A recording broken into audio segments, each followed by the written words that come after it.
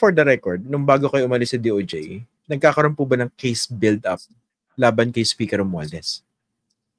Ano yan? Wala pang evidence eh. Wala pang evidence na lumalabas. Kasi nga, nung di dumating si Gutesa, ang attitude ko lang, ano ba ibang evidence na sinasabi na kay Speaker Romualdez? Paano ka mag-case build-up kung wala pang finger pointing talaga? Kasi ang sinasabi lang, saldi ko, tingnan natin, basta meron talagang lumabas na finger pointing, di evaluate natin, di ba? Pero, so as far as I'm concerned,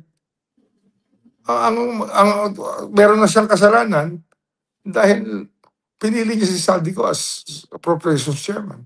Mm-hmm. And if the guy is really guilty and misbehaved, he should be responsible for the guy. Diba? At saka matagal speaker kasi ang may decision dyan eh. But although we have no law on command responsibility, Christian, except for law enforcers. Pero sa wala tayong command responsibility. Law enforcers and military, meron tayong law command responsibility. Walang malversation through negligence eh. Okay. Pero nga po, matagal kayo sa Kongreso, no? 12 years po, no? 5 terms. 5 terms, 12 years and 1 day. Kasi yung last term ko, hindi ko na na-serve kasi I only serve for 1 day. Okay. So, you know very well na yung Appropriations Committee Chair, choice ng Speaker yun. Hindi po ba? Yes. Okay. Number 2. Malabo yatang hindi alam nung Speaker yung mga insertions. Kung gumawa man ng insertions yung Appro Chair, hindi po ba? I will not venture into that. Kasi it will go into the merits of many things. Okay. Kaya mahirap magsalita kagad yan.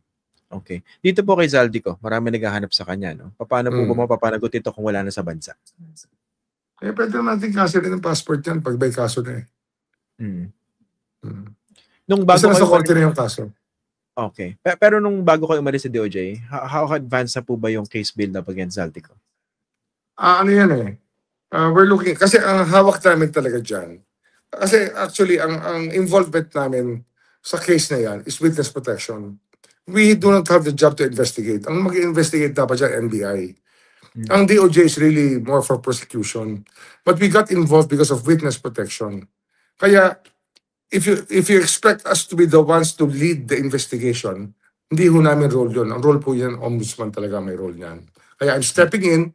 It's going to be my second day on Monday, and hopefully we start rolling and jump into action immediately.